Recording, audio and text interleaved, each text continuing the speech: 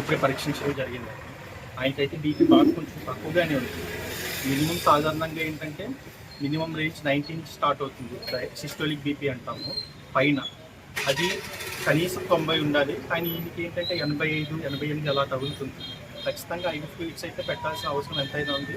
కొంచెం higher centre వెంటనే ప్రయత్నించడం మంచిదని నా అభిప్రాయం. వెంటనే షిఫ్ట్ చేయాలని నేను అనుకుంటున్నాను. హాస్పిటల్లో రెస్ట్ తీసుకుంటాను. అది ఎన్ని రోజులు అయితే ఇలా ఒకవేళ కొనసాగిస్తానంటే ఎన్ని రోజులు నిరాహార దీక్ష కొనసాగిస్తే ఆరోగ్యం మరింత క్షీణిస్తుందండి. ఇంకొక 3-4 రోజుల్లో బాగా ప్రాణాపాయం ఇట్లా అందే అవకాశం ఉంటుంది. త్వరగా ఆరోగ్య కేంద్రానికి షిఫ్ట్ చేయాలని నేను అనుకుంటున్నాను.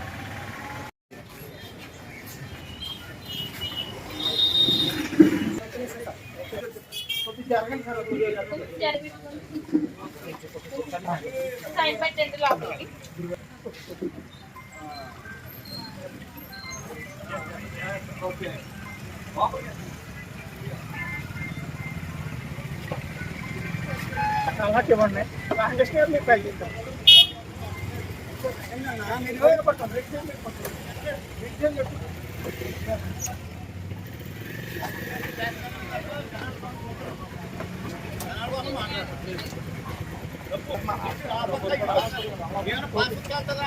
లేదు